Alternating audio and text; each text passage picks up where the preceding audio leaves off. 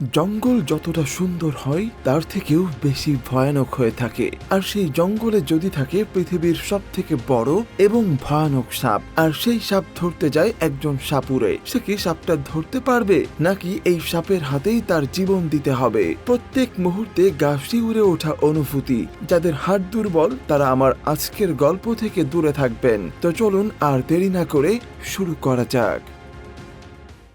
গল্পের শুরুতে একটা ঘন জঙ্গলের মাঝখানে একটা নদী দেখানো হয়, যেখানে জেফ নামে একজন লোক তার কিছু সঙ্গীদের নিয়ে বোটে করে সামনের দিকে এগিয়ে যাচ্ছে। এই লোকটা সাপ ধরে শহরে বিক্রি করত। আজ তারা এমন এক জায়গায় যাচ্ছে যে জায়গাটা খুব বেশি বিপজ্জনক, কিন্তু সেখানে অনেক সাপ পাওয়া যায়। বোটের ক্যাপ্টেন খুব রেগে গিয়ে জেফকে বলে, তুমি যেখানে যেতে চাচ্ছ ওই জায়গাটা অভিশপ্ত এবং ওখানে বিষাক্ত সাপ দিয়ে ভরা। আমি শুনেছি ওখানে অনেক বড় একটা অ্যানাকোন্ডা আছে, তাই কেউ ওখানে গেলে অ্যানাকন্ডা তাকে মেরে ফেলে। তার কথা শুনে জেফ তার দিকে ফিরে মুচকি হাসি দিয়ে বলে, তুমি আমাকে ওখানে নিয়ে চলো, এরপর তুমি আমার বোট আর টাকা নিয়ে ফিরে এসো। জেফ ছিল একজন শিকারী এবং সাপ ধরার এক্সপার্ট, তাই আজ সে ক্রিমসন অ্যানাকন্ডা ধরার জন্য ওখানে যাচ্ছে। কিছুক্ষণের মধ্যে তারা সেই জঙ্গলে পৌঁছে যায়। জেফ বোটের ক্যাপ্টেনকে টাকা দেয়, কিন্তু ক্যাপ্টেন আরো বেশি টাকা দাবি করে। সে বলে এটা অনেক বিপজ্জনক জায়গা আর রিস্কের কাজ, তাই তাকে আরো বেশি টাকা দিতে হবে। তার কথা শুনে জেফ পকেট থেকে টাকা বের করে তাকে দিয়ে দেয়, কিন্তু ক্যাপ্টেন যখন টাকাটা নেওয়ার জন্য হাত বাড়ায় তখন জেফ টাকাটা তার হাতে না দিয়ে বোটের মধ্যে ফেলে দেয়। ক্যাপ্টেন খুশি মনে টাকাগুলো কুড়িয়ে নিয়ে জেফের দিকে যখন তাকায়, জেফ তখন ক্যাপ্টেনের গলায় ছুরি বসিয়ে দেয় আর এভাবেই তাকে হত্যা করে। শুধু তার গলায় ছুরি বসিয়ে দিয়ে সে ক্ষান্ত হয় না, তার গলাটা পুরো কেটে নদীর পানিতে ভাসিয়ে দেয়। জেফের সাথে আসা তার যে আরো দুজন সঙ্গী ছিল তারা ওপার থেকে এই সব কিছু দেখছিল। জেফের এই রূপ দেখে তারা দুজন খুবই ভয় পেয়ে যায়।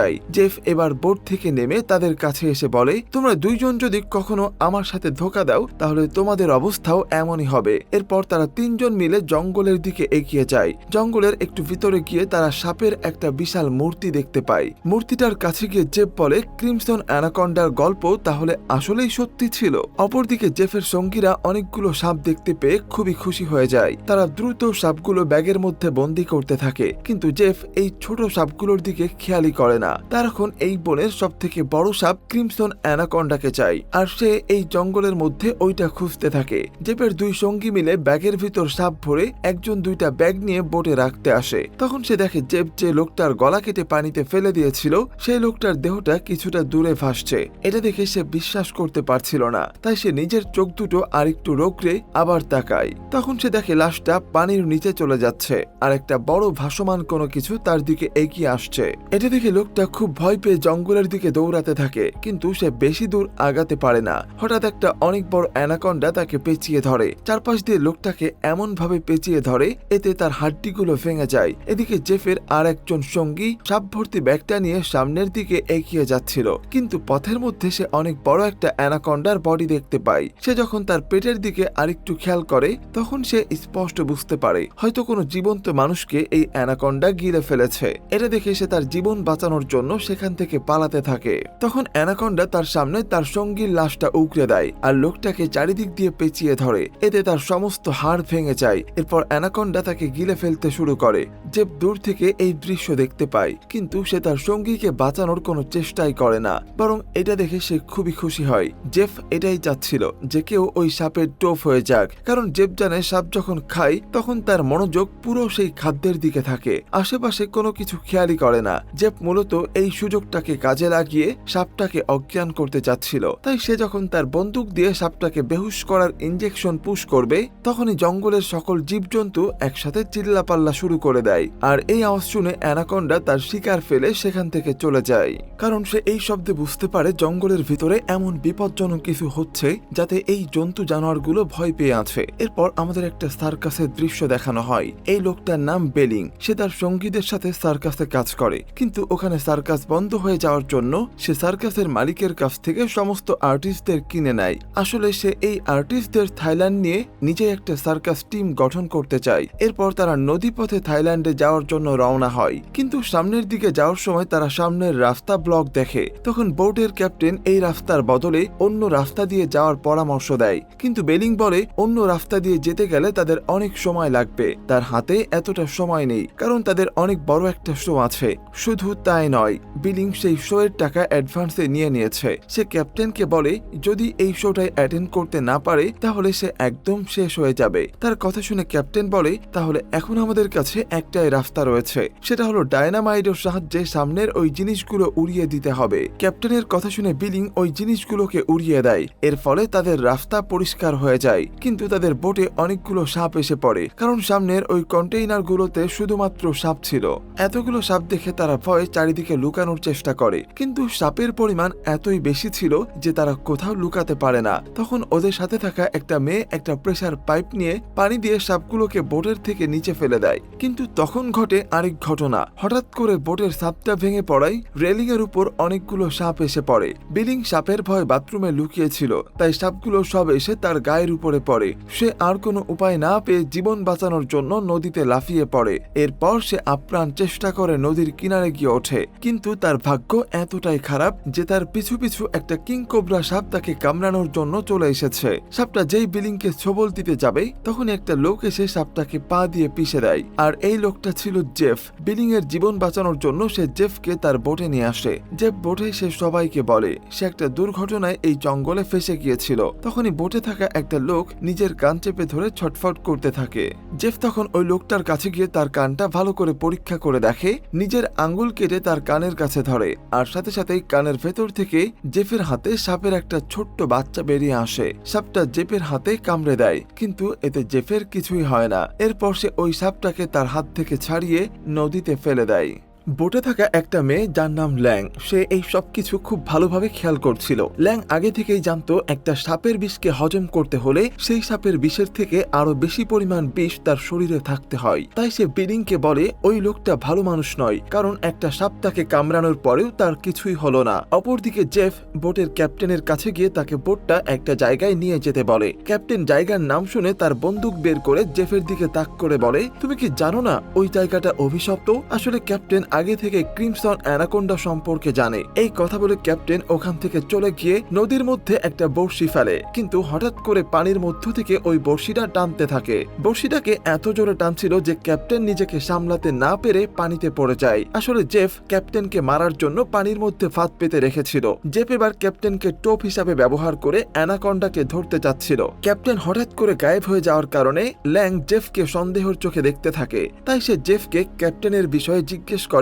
জেফ বলে এটা অনেক বড় ভয়ানক একটা জঙ্গল, এখানে পদে পদে বিপদ অপেক্ষা করছে, তাই একজন মানুষ অদৃশ্য হতেই পারে। তখনই পানির মধ্যে পড়ে থাকা সেই জেফের ফাঁদে কেমন একটা শব্দ হতে থাকে। এটা শুনে ল্যাং কিসের শব্দ জিজ্ঞেস করলে জেফ বলে এখানে হয়তো অনেক বড় কিছু একটা আসতে চলেছে। তখনই জেফ তার ফাঁদটাকে তুলতে যায়, কিন্তু সে একা পেরে উঠছিল না। আর তখন একটু সময়ের জন্য সবাই বড় অ্যানাকোন্ডা সাপকে দেখতে পায়। জেফ ওই অ্যানাকোন্ডার সাথে শক্তিতে পেরে না উঠে সেও পানির মধ্যে পড়ে যায়। এরপর সে আপ্রাণ চেষ্টা করে একটা ছোট্ট বোটের উপর গিয়ে ওঠে, আর ওখান থেকে একটা কোষ নিয়ে অ্যানাকোন্ডা সাপটাকে আঘাত করে। এই আঘাতে অ্যানাকোন্ডা আরো রেগে গিয়ে জেফ আর বোটটাকে একসাথে পেঁচিয়ে ধরে পানির মধ্যে নিয়ে যায়। এটা দেখে সবাই ভাবে জেফ হয়তো মারা গিয়েছে, কিন্তু তাদের সবার ধারণা ভুল করে দিয়ে জেফ সাঁতরে বোটের মধ্যে চলে আসে। এরপর জেফ বোটের কোনায় গিয়ে অ্যানাকোন্ডা সাপটাকে খোঁজার চেষ্টা করে, কিন্তু সে বুঝতেও পারেনি যে সাপটা আগে থেকেই বোটের ছাদে এসে বসে আছে। সবাই তখন সাপটাকে দেখতে পায়। তখন সাপটা ক্যাপ্টেনের দেহটাকে বমি করে উঠিয়ে দেয়।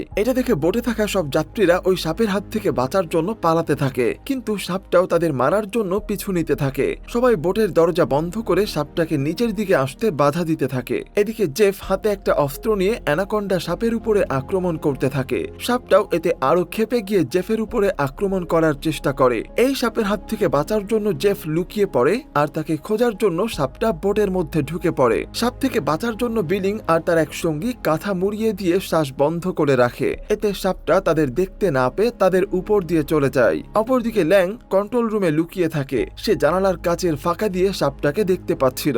সাপটা এবার বিলিং এর দুই সঙ্গীকে দেখতে পায় আর তাদেরকে ধরার জন্য পিছু নেয়। ল্যাং তাকে বাঁচানোর জন্য আপ্রাণ চেষ্টা করতে থাকে, আর এই দৌড়াদৌড়ি করার জন্য ওখানে থাকা কিছুটা পেট্রোল বোটের মধ্যে পড়ে যায়। সাপটা যখন তাদের অ্যাটাক করতে যাচ্ছিল তখন ওই বোটের একজন লোক সাপটার মাথার মধ্যে একটা হাড়ি ঢুকিয়ে দেয়। এই হাড়ি থেকে সাপটা মাথাটা বের করার জন্য অনেক বেশি ছটফট করছিল। অনেক কষ্টে সাপটা হাড়ি থেকে মাথাটা বের করতে পারে, কিন্তু তার মধ্যে জেফ একটা দড়ি দিয়ে সাপটাকে বেঁধে ফেলে। সাপটাকে ধরার সময় বোটের কন্ট্রোল রুমে একটা ব্লাস্ট হয়। এর ফলে আগুন গিয়ে পড়ে বোটে থাকা ডায়নামাইটের কাছে। এর ফলে বোটে একটা বিস্ফোরণ হয়। এই বিস্ফোরণ থেকে বাঁচার জন্য বোটে থাকা সব যাত্রীরা পানির মধ্যে লাফিয়ে পড়ে। বোটটা দাউ দাউ করে জ্বলতে থাকে, আর সাথে সাথে অ্যানাকন্ডা সাপটাও। বোটটাকে এভাবে জ্বলতে দেখে বিলিং কান্নায় ভেঙে পড়ে, কারণ সে ঠিক সময় মতো থাইল্যান্ড পৌঁছাতে পারবে না। বিলিং এর কান্না দেখে সার্কাসের সব থেকে ছোট ছেলেটা বলে, তুমি কি পাগল? আমরা সবাই বেঁচে গেছি, এটাই কি যথেষ্ট নয়? কিন্তু ল্যাং বুঝতে পারে এই সব কিছু জেফের জন্য হয়েছে।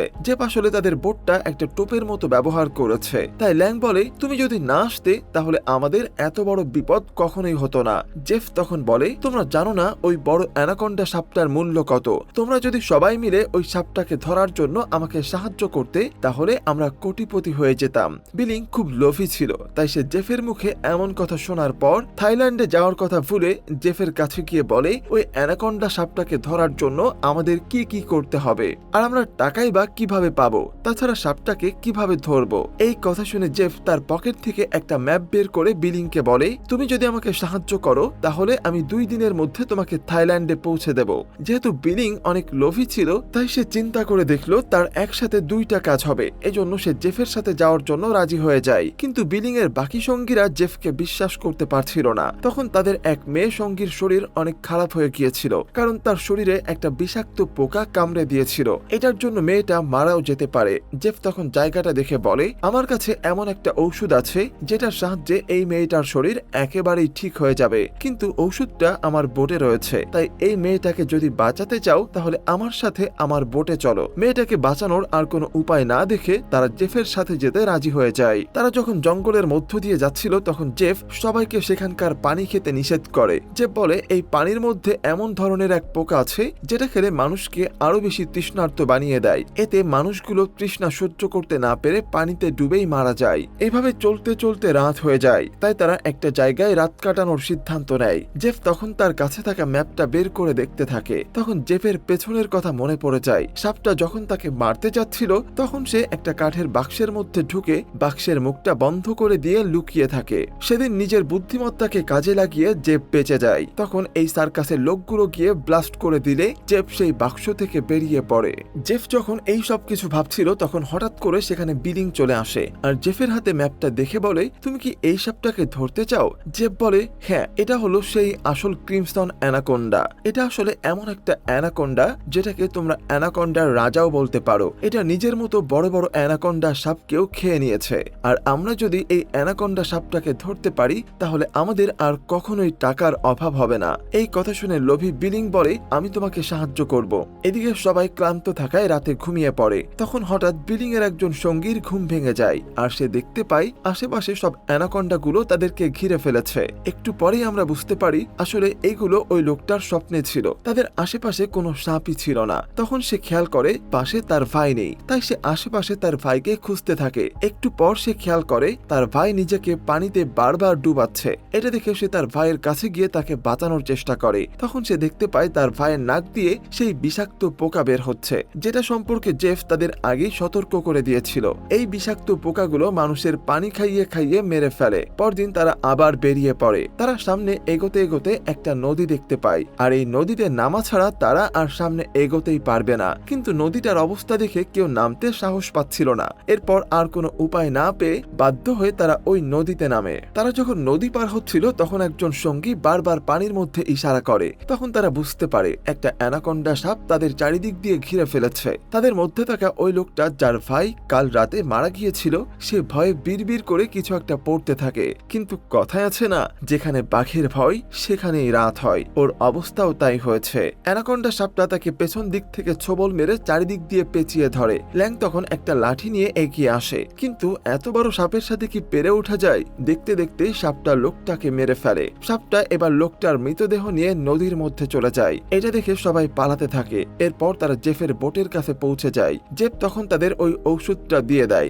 ওষুধ নিয়ে সবাই বলে এই জায়গাটা নিরাপদ না, তাই তাদের উচিত এখান থেকে দ্রুত চলে যাওয়া। জেফ তাদের কথা শুনে বলে, আমি তোমাদের এখানে নিয়ে এসেছি, ঔষধটাও তোমাদেরকে দিয়েছি, এখন তোমাদের কথা দিতে হবে আমাকে সাহায্য সাহায্য করতে হবে। এই কথা শুনে সার্কাসের সব থেকে ছোট ছেলেটা বলে, তোমার সাহায্যের মধ্যে যদি ওই অ্যানাকন্ডা সাপটা জড়িয়ে থাকে তাহলে তুমি আমাদের কাছে সাহায্য পাওয়ার কথা একেবারেই ভুলে যাও, কারণ আমরা কখনোই তোমাকে এরকম সাহায্য করব না। বাচ্চাটার কথা শুনে জেফ তার নিজের কাছে থাকা বন্দুকটা বের করে, এমনকি বিলিংও একটা অস্ত্র হাতে নিয়ে তাদের বলে জেফ যা বলছে তোমরা সবাই সেটাই করো। ল্যাং তখন বলে, তোমরা কি পাগল হয়ে গিয়েছো?